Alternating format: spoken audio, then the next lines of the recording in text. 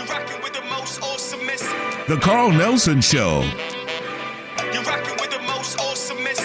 All right, let's go. Keep rocking.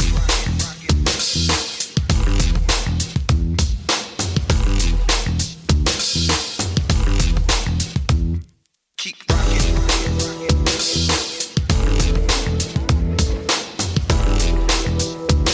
And good morning, Wake Up Squad. Thanks for checking in with us again. Later, Chairman Fred Hampton will be here to discuss the spate of shootings across the country.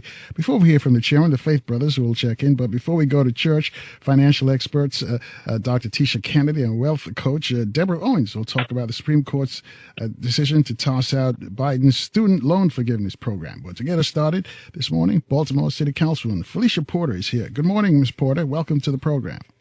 Good morning. How are you? We're excellent. How about yourself? I am well. I mean, we are just really, we're really just taking account from these tragic events, and we're moving forward. I'm hopeful. Good. What is the latest on that shooting? Because all of a sudden, when it happened, there was a spotlight. It was in the national news. I saw it in the national papers. And 2 days later, there's no follow-up. There's nothing to report. It's like it's an incident, and then they expect us to, life goes on. But I know it's not for you because you represent that district. So what's the very latest? Yeah, so I do represent that district, and there is ongoing investigation into what happened that day and also the events leading up to that day. So it's still an intentional conversation here in the city of Baltimore. Yes, sir. So what's the issue here? Because some people are complaining about the police response or the response totally for what happened. How do you see? Was it inadequate or adequate? How do you see the response to the shooting? So I think the events leading up, I do believe that it was a system failure. I believe that, and I've said this on a number of occasions, there was multiple balls dropped from multiple agencies, including the Baltimore City Police Department, HABC, and also the administration, including my office. We should have known about it. We should have known about Brooklyn Day. And so we are taking the account to look at the protocols leading up to this event and how we can rectify these unsanctioned and unpermitted events moving forward, working with the community. Well, yeah, one of the critiques was that the police, whether there's not enough police officers. Is that true? Is there anything? Because I know in the cities we're talking about defund the police and there are not enough police officers. But is that an excuse or is that real? Is there a shortage of cops in the city? So there's a shortage of cops and other public servants, EMS professionals, healthcare professionals nationwide. This is something that's not just occurring in the city of Baltimore. With this particular incident, I want to just remind people that for this particular incident, what I believe to be true, I don't know if there was a shortage of officers at the time. I believe that there was just systems failures. And that's something that we'll investigate with the Baltimore City Police Department at an upcoming legislative hearing to figure out what happened. So what are the residents telling you, though? Because you represent them. They selected you to represent them at City Hall. What are they telling you? So they're telling me that, one, there was a lack of police presence there. Number two, it was a very dangerous event leading up to the shooting that happened. And they're being quite clear with me about one, who was involved, and number two, what the community wants Brooklyn Day to stand for. This is something that Brooklyn Day has been happening for 27 years now, and it's a quote unquote family reunion event that brings people back to Brooklyn every single year, and they don't want this particular event to tarnish what Brooklyn Day means to the community. And quite frankly, sir, they're in fear of their safety for their communities. They're in fear to come out of their homes. Wow. Can you talk about your district in general, though? Because I understand that Brooklyn section of Baltimore is mixed, but you also have some affluent areas that I understand that you represent as well. And when you say affluent, what do you mean by that? want to make sure that I'm answering the question. I guess because they're trying to, paint all the people who lived in that were attacked because they were, one of the things they're talking about, people got records and this and all the other negative images that come out about the residents in Brooklyn. But I'm sure they're all not that way. I guess that's my question. Well, District 10 in general has some of the lowest, the highest unemployment rates and lowest socioeconomic status. When we look at it in reference to other parts of the city, yes, of course, this is an area where we have vulnerable populations. And so, of course, there may be some affluent persons that live in the neighborhoods, but as far as the totality of District 10, we do have some of the lowest SDS and highest unemployment rates throughout the city, sir. All right, 6 minutes at the top. Hey, just waking up. I guess it's Phylicia Porter. She's a Baltimore City Councilwoman. She represents that District 10, where that shooting in the Brooklyn area of Baltimore was. And she also serves on the Public Safety Committee. What can your committee do? Is there any plans post the shooting to make some changes so, hopefully this won't happen again? Yes, sir, immediately. I've spoken with Chair Mark Conway. We will be having a legislative oversight hearing to bring those agencies to report to City Hall to see what happened. Actually, what occurred leading up to the event. Did we have any knowledge of those events leading up to the mass shooting? And then also how we can change protocols moving forward. This is completely unacceptable. And I know that the chair and also the mayor, we are working on figuring out how we can adapt these protocols moving forward so that this doesn't happen again. One of the things someone tweeted to ask me to ask you is about some of the techniques policing techniques. They think that the police department should use more drones to police areas. Just not attack people, just taking photographs and make sure that people know that they're being watched. Your thoughts about using drones as a technique in crime fighting? Yeah, so I believe we should utilize every resource that we have in order to provide intelligence to the Baltimore City Police Department and other emergency professionals.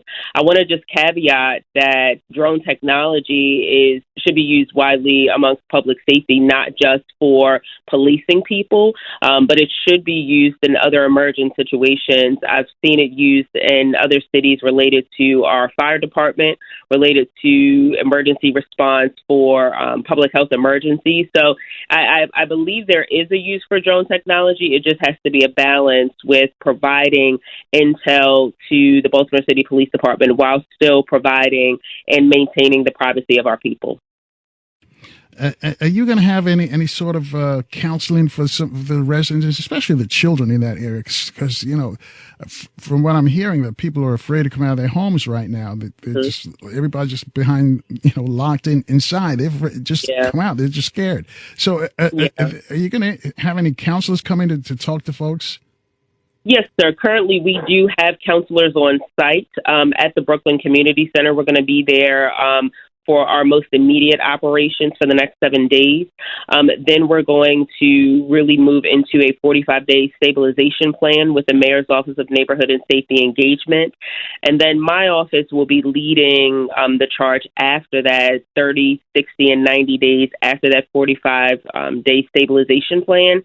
And we're going to have mental health professionals on site and mental health resources in the communities during that time and beyond. We are talking with our stakeholders how we can immediately kind of stand up these operations within the neighboring schools, and also kind of doing many more community events related to mental health and trauma response, sir. All right, 10 after the top there with Phylicia Porter. She's the city councilwoman for Baltimore, the district that would have that was a rough time going through the shooting that took place this weekend. I got to ask you about Governor Westmore. He's been criticized because he didn't show up on time. That's what they say. Because they said in the shooting in Annapolis, he was there. Not sure about that. He was there the next day. That's my phone. Somebody sending me a text question for you. And But he actually showed up. So he showed up yesterday. What was his message to the residents? And if you can talk about the fact that, is that a fair critique that he didn't, show up like they wanted him to be there the day or the night of, the early next day? They said he did it in Annapolis, or that shooting, but he did not in Brooklyn. Is that a fair critique first? No, that is an unfair critique. Governor Moore actually called me that morning and lended state-level resources to my aide and to also the aide of Mayor Brandon Scott as well. So I do believe that is an incorrect critique. He is the governor of the entire state of Maryland. So his team definitely reached out to me the next day when the mass shooting happened. And so that critique that he has not been there, he has not been present, is indeed unfair and incorrect. Secondly, he came to Brooklyn yesterday not only to talk with the victims of the families, but also with community members of how with his office can really bring in resources to the Brooklyn and also the surrounding communities. We're talking about how we can infuse resources, not only state level, but also federal level resources into the Brooklyn community as well. As far as what his response was, obviously he's disappointed. He's angry and also just saddened by what happened from this mass shooting. He has definitely been someone that not only has shown up, but also has provided the necessary financial, emotional, and also social resources and social capital resources to kind of spotlight communities in Baltimore that have never been talked about at the state level. I got to ask about the snitching area, because there was a shooting in Philadelphia, and they already they've made an arrest. And in our community, as you know, there's a no snitching issue out there. People won't talk. And in this incident, folks, if you know who did it, please talk. There's so many lives were affected by this, and 2 lives were taken. Your thoughts on that? There's no snitching. No, we have to start talking. I believe there were over 800 people there at the event that night, and I hope that with community conversation and also just keeping accountability amongst community members and family members, people will share what happened that night. And I understand the retaliatory nature of this no snitching culture in the city of Baltimore. But you have my word that, we will do everything possible to protect your anonymity. But we just need to find out what happened, who the perpetrators are, and actually hold them accountable to justice. Amen on that. 13 after the top of the hour. We're going to take a short break and take our first look at the traffic and weather. When we come back, Brother Hakeem's got a question for you. He's calling from Baltimore. Got a tweet question from L.A. Tweet has a question for you as well. I guess there's Phylicia Porter. She's the Baltimore City Councilwoman. She represents that district in Brooklyn that was shot up over the weekend. If you want to join this conversation, reach out to us at 800-450-7876. We'll take your phone calls for the City Councilwoman in 4 minutes right here in Baltimore on 1010 WOLB. Also in the DMV, we're on FM 95.9 and AM 1450. WOL, where information is power. And good morning again, family. 20 minutes after the top of the hour with City Councilwoman Phylicia Porter. She represents that district in Baltimore that was shot up there over the weekend. And Councilwoman Porter, one of my producers, a female, says I've been too rough on you. So I apologize if he's coming over that way. That's not my intent. But I told her that you're a seasoned politician. You can handle the questions. So anyway, I just want to apologize if that is what's coming over from the ladies in the audience. Anyway, 21 minutes after the top there. Brother Hakeem's got a question for you, Councilwoman Porter. Brother Hakeem, good morning. Welcome to the program. Yes, thank you, Brother Carl, and certainly thank you, Councilwoman Porter, for joining the audience here today.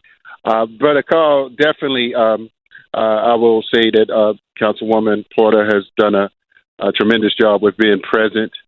Over the past few days, I did have the opportunity to go down and stay in touch with other individuals on the ground. That area certainly has been a area that I've worked in my occupation. But Councilwoman Porter, I mean, your district is unique, being demographically in terms of being like so close. And I was actually just looking at a map, and I was just going over in my mind just how responses and response times and how police are divided. In terms of the districts, and then like 'cause if something happens, for instance, in Northwest Baltimore. I mean, and not that, this can be prevented just by police showing up, of course, but in order for police to get to, I'm sure some areas, they got to go like around the water. And, your district is like the only one that has these unique features. And so, but my question, and I just want to mention that, but one thing that I think, in terms of, just like you said, fire, EMS, police, is, how individuals need to live in the city, I think, because, just my experience, when you have individuals that, I mean, I've had to rely on growing up here, to actually go places and, et cetera, et cetera. But when you got like 60-second time to get to a particular scene, it could be a tremendous challenge, for someone that don't live in the city and they don't come to the city for their family anymore. So, and not that, this would, deter in this particular case, but I feel that as well as people on the ground, when you know what's going on in the community, you can reach out to a community person really fast. And just like how you know what's going on in many different places in your district. So I just feel that like that should be like a top priority. I know many don't agree. So, but I'll just add to that. And again, thank you for, continuing to show up and, just being present and, continuing to address the issues. And I know you have a public safety hearing. Now, can people make inputs at that? It's coming up? Yes. If Yes. you can just say something about that too. Yeah. It's Thursday at 5 p.m. at City Hall. Okay. Yeah, and just mention that again a little later. And Carl, just plug that in for the next couple, days to encourage people to come out and hear their voices. We need to hear from, and, sometimes, Councilwoman, many people in Southern District, they feel neglected by the city. I've heard it, for years, and I know even before you were there, just so you know, and, so you got some challenges with, how people feel that the Southern District down in that area, the SB7 areas, has been neglected. But, but that's what you're there for, and you're doing a good job. So thank you. Thank you, Carl. Thank you so much. All right. And Councilman Porter, what about Hockey's the suggestion that the city employees should live in the city district? Is that a fact in Baltimore City, or is this something talked about? Where do you stand on that? Yeah, so it is a factor talked about in Baltimore City. I know now we are really looking for all of our city workers to live in the city. I know right now there's an ordinance for our executive leadership to live in the city right now, and that's something that CAO Faith Leach and also the administration is working through to bring the best talent here and to cultivate the talent that we do have currently in city government so that they can ascend to leadership. Because Haki brings up a great point. I'm born and raised in Baltimore City. I can get across the city in 20 minutes because I know the main thoroughfares. I know the veins in the city. That's something when you're not from the city, you really don't understand how to get through the city pretty quickly or really understand the culture of the city.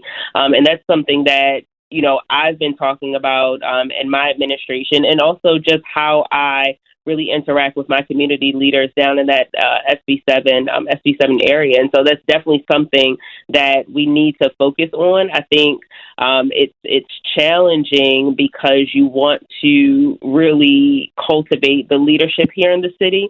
Some people don't want to live in the city, but we want to make sure that they at least have an understanding of how our city operates and the culture of our city. All right, 26 after the top there. Just joined us, folks. Our guest is Phylicia Porter. She's the city councilwoman in Baltimore, District 10. That's where the area of that shooting was this early Sunday morning. Got a couple of tweets for you, Councilwoman Porter. This one from L.A., listening to us out there in California. She says, please ask the councilwoman, how are the guns getting into the hands of these young people? And goes on to say, we saw this in L.A. where they were dropped off into certain areas. Any idea how these guns are getting into your district especially? Yes, sir. We know that most of our guns are actually coming from places outside of Maryland. Given that Maryland has some of the strictest gun laws, we know that most of our guns are coming from outside the state of Maryland. So states like West Virginia, even some as far as Alabama, and so that is how they are getting into our communities. They are coming illegally through interstate commerce into our communities. How much do you think, speaking of the guns issue, how much do you think that the movie, The Wire, the TV series The Wire, has done damage to Baltimore's image? Yeah, that's a very interesting question. I go back and forth about that. I think The Wire has provided us with international acclaim. In some instances, I think that it has provided us international acclaim and national acclaim and just notoriety and some of the wrong reasons. When I talk about The Wire, Baltimore is so much bigger than The Wire. We are a cultural haven for artists, for healthcare institutions, for so much more than just what was presented on The Wire, such as corruption and violence. We're just so much more than that. All right, 28 after the top there. Lisa, one of our listeners who listens to us, lives in East Baltimore on her way to work every morning. She's tweeted, says, what would you say to the press who are always notorious for painting all our children with a broad brush, that they are all bad? They are all bad. Yeah, that's what it is. Alicia, I would actually vehemently, tell the press that our children are scholars, our communities are scholars. I mean, our communities are great. Every time that I talk about South Baltimore, I talk about it with a vision and a narrative of being an economic haven that is an anchor to the city of Baltimore. Similar to our children are great. I'm a product of Baltimore City, and just me being who I am, the grit and resiliency. This is not something that is novel to me. It's something that's in every young person in Baltimore City, and we see it every single day. I have many testaments of the young people that have asked me particular hard questions about this response, how they can get involved with their youth-led organizations, mobilizing to make sure that their communities are better for their next generation. I am one that stands up and kind of is that barrier and is that truth teller to the media about the narrative of our city, the narrative of our kids, the narrative of our community as well. So I agree with you, Alicia. I don't stand for it. Yeah, and as a follow-up tweeter here, a tweeter says there's a video, and I saw this video floating around on the internet with a young man with a gun. This has been on Instagram, and the tweeter wants to know if you saw the video, and if so, has that young man being questioned? Mm-hmm. So I have seen the video, and as it's an active investigation, I'm not allowed to speak on whether that young man has been questioned or not. But what I can say is all of the adults in that video that were just celebrating this young man with the gun and really not stepping in earlier and on that night should be ashamed. They should be ashamed of themselves.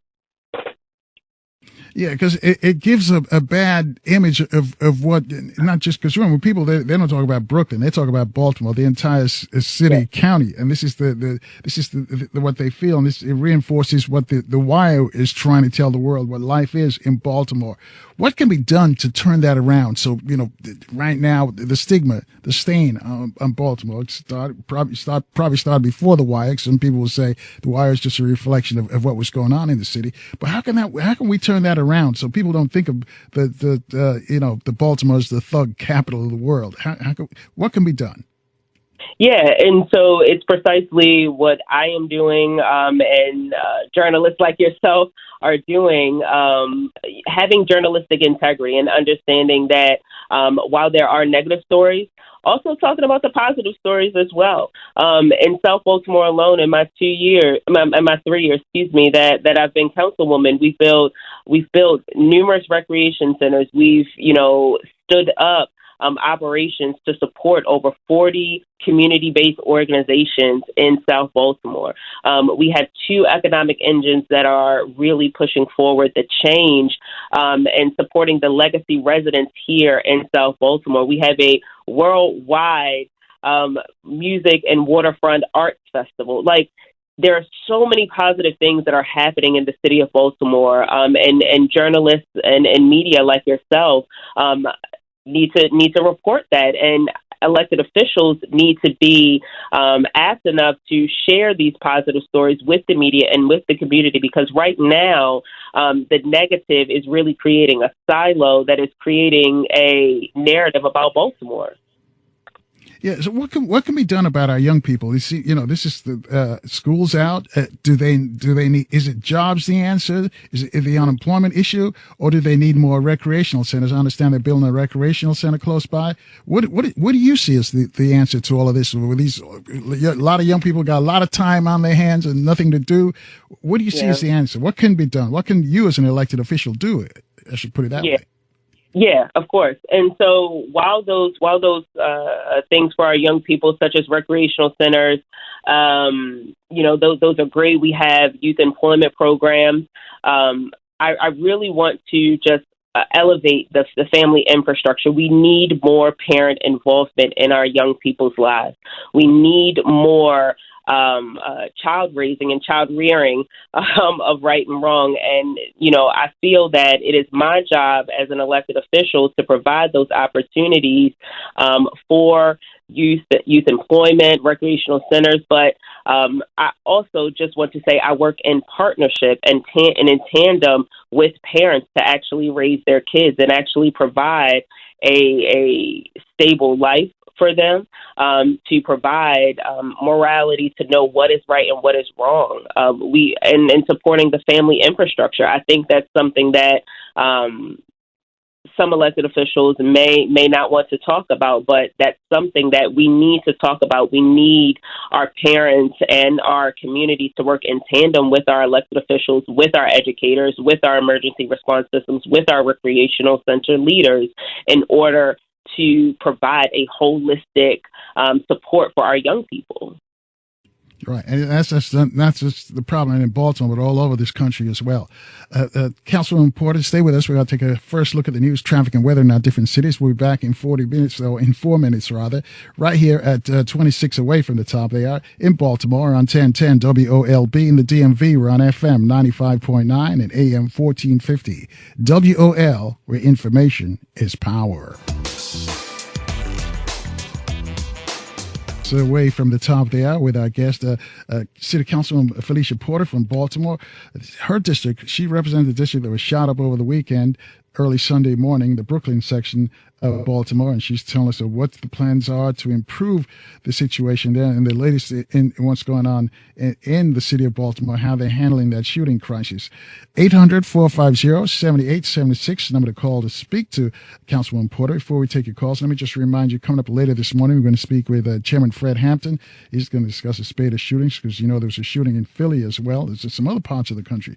Seems like the easiest thing now is to get guns, and I got a tweet question for the Councilwoman about guns. And also, but later this morning, financial expert Dr. Tisha Candy and the wealth coach Deborah Owens will join us. They're going to talk about the Supreme Court's ruling to toss out Biden's student loan forgiveness program, what to do about that. And tomorrow, futuristic researcher Brother Siddiqui Bakari will give us an AI, artificial intelligence update. Also, we're going to discuss the 3rd annual Pan-African Film Festival. We're also going to talk about violence as well, shooting with Black Women for Positive Changes, Dr. Stephanie Myers. So if you're in Baltimore, make sure your radio's locked in right here on 1010 WOLB. If you're in the DMV, we're on FM 95.9 and AM 1450 WOL. All right, let's go to line 2. Brian's waiting for us. He's calling from D.C. Brian has a question for Councilwoman Porter. Brian, good morning. Welcome to the program. Hey, good morning. Good morning, Councilwoman Porter. I just wanted to say that what's going on in Baltimore is not unique. Just like you just said a second ago, Carl, having involved is happening in Philly, is happening here in D.C., where 2 people were killed just this weekend, Fort Worth and other places. My question to Councilwoman is, drugs, guns, and poverty seem to be the 3 determining factors in all of our cities that have these violent programs, violent issues. What I want to know is, are the cities of Baltimore or the government of Baltimore, are you involved at all with the federal issues that I see, which is guns, which would bring in alcohol, tobacco, and firearms? And are you bringing in Drug Enforcement Administration for your drug problem? Because this is not a city problem. Guns are a federal problem, and drugs coming across and guns coming across state lines are a federal issue. And I don't believe Baltimore, any of these cities, have the wherewithal to tackle this alone. I mean, you need federal help, since this country decides that guns are part of their Second Amendment rights, and we can't seem to do anything about it. Our children get killed every day. I think we need to bring them in. They need to be held responsible for what's going on in our cities. So and also community policing. But definitely the federal government is responsible for what's going on in our cities. It's not, no one councilwoman or no mayor can stop these things. It has to be addressed at the federal level. So that's my question. Community policing? Oh, yes, sir. You're exactly right. I will tell you, ATF has been working in tandem with the Baltimore City Police Department for a number of years now. I know the former police commissioner actually works very, very closely with federal partners such as you mentioned, DEA, ATF. And you're right. When they're bringing guns and drugs across state lines, that is a federal jurisdiction issue. So you're exactly right. We are currently working with ATF and other federal partners. They were on scene this weekend for this mass shooting as well. So you're exactly right, sir. Is there anything we can do as citizens to help you bring pressure to these organizations? Because I believe what you're saying, but I don't know if you're seeing any of the results that were needed for our children. Yeah, and so I can tell you, I can tell you in the last 3 years, I am seeing results. ATF and other federal partners have been really pivotal in some of the investigations that have brought down some of the largest drug kingpins and largest gun seizures in the city of Baltimore in the past 2-3 years now.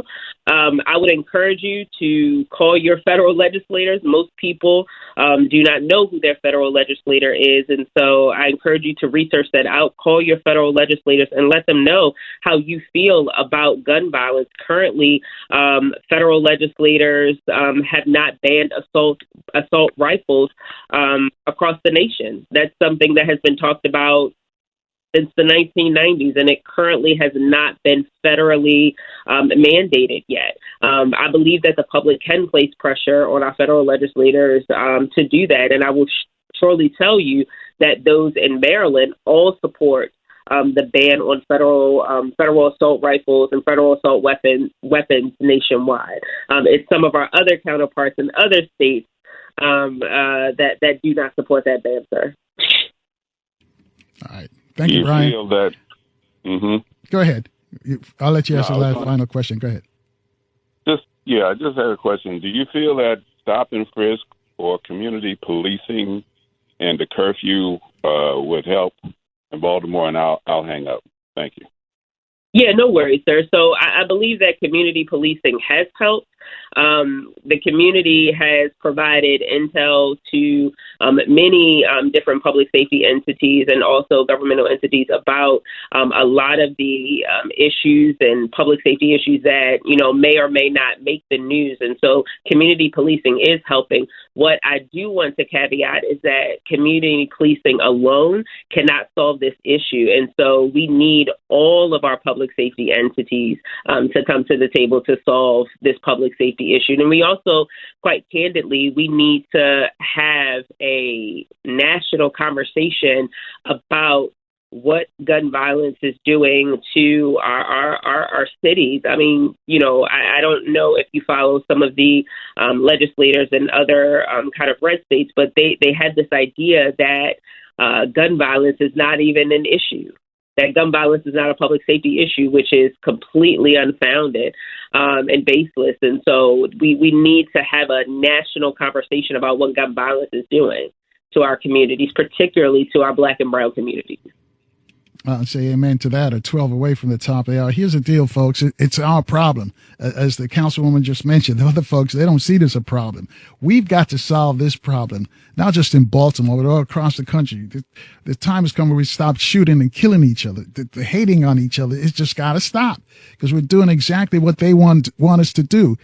And we're doing it for them. And again, many of you who listen to this program have heard Neely Fuller, Dr. Wilson talk about how racism and white supremacy works. That's how it works. They get you to do their work. And while we're fighting each other, we're not looking at them. And so we've just got to figure it out, and we got to get to, especially our young people, and we just got to stop it, because they really don't care as long as we're killing each other. Now we're killing them, that's a problem. But now we're taking out each other, that's cool for them. So that's how the system of racism and white supremacy works. To those of you who have a problem understanding it, that's exactly how it works. So I just commend the Councilwoman Porter for what she's doing too to help this problem.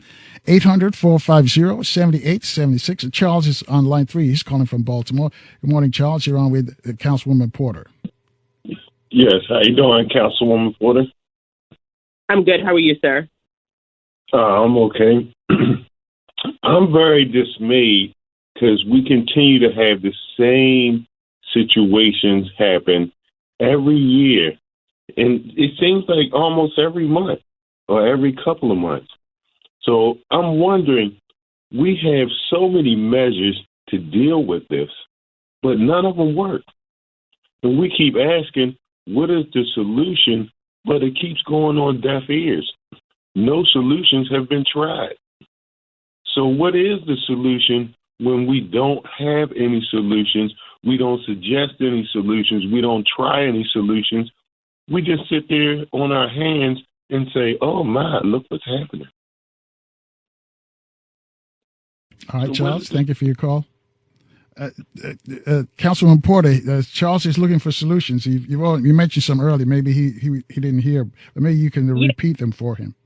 Yeah, no worries. So, we talk about solutions, and, there were some that were mentioned earlier, related to increased recreational center, increased youth employment. But, Mr. Charles, I just want to caveat and say that I also said that there needs to be more parental involvement and family stabilization within our communities. We as government officials work in partnership with families to support them.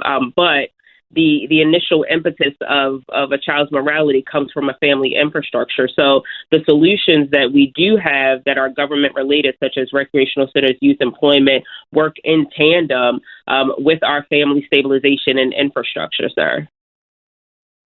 Right. And what we're seeing, actually, folks, is the residual effects of the breakdown of the Black family as a unit. So that's what we're seeing. And this is much more difficult for, elected officials to solve. This is, again, I keep saying it, the problem is us. We've got to solve the problem. And those of you who know, we have to teach. But a tweet question for you. The tweeter mentions that Mayor Scott in his press conference spoke about these guns coming from outside of the city and outside the state. He also mentioned the federal regulations that make it easier for everyone to get guns, which we just discussed with Brian in D.C. And he goes on to say, your background is in public health. When will this be a true public safety crisis? That's the question. So I think we are in a public safety crisis. I don't think it's when. It's what are we doing now that we are in a public safety crisis. I think gun violence has been a public health issue for at least 2 decades. And yeah, I think we're already in it, sir. I don't think it's not a question of when we'll get there. It's what we're doing now to answer that question. And the people who live in that district, I know you've been there since the shooting. And what is their major concerns right now? their major concerns are, just feeling that generational neglect from economic development, from just overall investment, and just notice for those South Baltimore communities, and then also public safety. They're living in a food desert, a transit desert. So we have a lot of issues within South Baltimore that we are covering, sir. All right, 7 minutes away from the top of the hour with Phylicia Porter. She's the city councilwoman representing that district where the shooting took place on early Sunday morning, Brooklyn Day. Let's go to line 2. Earth Beauty is calling from Baltimore. Earth Beauty, good morning. You're on with Councilwoman Porter. Good morning, Councilwoman Porter. Good morning, Mr. Nelson. I don't have a question, but I believe the partial to what's going on that African American people really do love each other, and I believe that just like the riots, it's ensued by other outside forces. And what are my points? Yeah, I'm sorry, I just totally forgot my view. Well, let me jump in here because I think what the issue is, it's not all the people who live in that section of Brooklyn and Baltimore are bad, and it goes for any city. It's just a small group of people who are wreaking havoc on the community. And again, Councilwoman Porter talked about at some point we have to police ourselves. If you know somebody, if you know the shooter, you need to step up and say something. People have lost their lives, and people are still in the hospital, by the way, from that shooting. Even though the cameras are gone now for nationally and internationally, the local folks are covering it, but internationally it was on the news in Paris and London. It was around the world. I looked at all these papers, and it was front page news about the shooting in Baltimore. So the issue is that we have to start policing each other. Do you come with a question yet, Earth Beauty? Because we got to take a quick break here. Yeah. Well, knowing our kids can be so vulnerable, what if it's someone that's like forcing another face, that's forcing a black face to do these things, holding them hostage upon murder, like if they're going to kill their family or something like that? I believe it's like the riot. Some of it's ensued, and then by us being African Americans, other races are obedient, and they always consider us as disobedient. So right. I'll tell you what, we're going to take a quick break, Earth Beauty, and I'll let her respond to you on the other side of this break. It's 5 away from the top of the hour. But thank you. We're going to take a quick look at the traffic and weather in our different cities. We'll be back with City Councilwoman Phylicia Porter in 4 minutes right here in Baltimore on 1010 WOLB. In the DMV, we're on FM 95.9 and AM 1450 WOL, where information is power.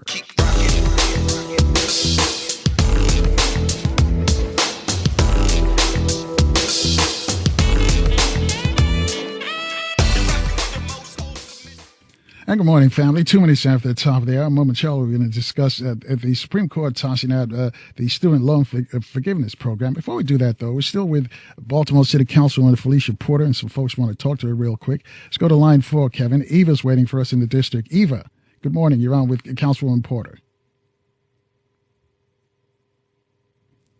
Is Eva there on line 4? I still have 3 degrees behind my name. I knew absolutely nothing about raising a child, but I was in a community and the elders helped me and I listened. So I recommend starting with those who receive aid from the state. They must attend parenting classes or lose their aid. I'm in the school system right now and I see children. It's not good. And that's not for everyone, but too many who might be helped if their parents knew better. How does a parent ask a child, do you want to go to school today? That happens. And it shouldn't. They need to be taught better. That's my solution. Thank you. All right. Councilwoman Porter, she says, I guess she's saying that more parenting classes should be mandatory. I believe, and Miss Linda, I'm so sorry. I'm coughing. But I believe you're absolutely right. I believe that parenting classes should happen in our school systems. We do have currently in South Baltimore, we have 2 parent, family, and stabilization classes, and they have a hard time filling them. And I do believe what you're talking about as far as the community helping and being a village to parents that may or may not know how to raise a child. So you're absolutely right. All right, 4 after the top there. Smitty's on line 3. He's calling from Baltimore. Smitty, you're on with Councilwoman Porter. Seniors taking action. I would like for maybe you could discuss with our community on how can our seniors be safe with this kind of condition that has happened in your community. What steps and measures has been taken? As you know or not, there's a lot of seniors that are just scared to come out of their homes, as to some of the young people are scared to come out into the community. And we're going to need some kind of way that we can show them that your force of police is available to help them in their day-to-day moving to and from the grocery stores and stuff. We know the Baltimore City Police Department is short of staff that they need. And this could be a major problem, is because we just don't have the police that are needed. And when you don't have these people that are needed to be in the community, to be visible in the community, and also be able to solve the problems that we have in the community, these are the problems that we encounter. We encounter unsafe conditions. And as Baltimore City has let this go too long, and I'm hoping that maybe when you go through your council meetings, you'll be able to describe this is where the problem is at, and we have to fix this problem. It's been too long. All right. Thanks, Smitty, because the Councilwoman has to leave real quick. So, Councilwoman Porter, you want to address that real quickly for us? Yes, so you're exactly right, sir. We are developing a specific Office of Aging that finalizes and centralizes those resources, but also provides our elderly and legacy residents with a voice. You're right, for far too long, legacy residents and senior citizens have not felt like they had a voice or they even had a connection with city government, and we're changing that narrative, sir. So I wholeheartedly agree with you. All right. Before you go, tell us about the meeting again one more time. Yes. So the meeting is a legislative oversight hearing chaired by Chairman Mark Conway, and it is Thursday, this upcoming Thursday, not July 6th, but next Thursday, July 13th, I believe, at 5 p.m. at Baltimore City Hall. All righty. Thank you. Thank you for all the work that you're doing. And if we can help, just let us know, Councilman Porter. We'd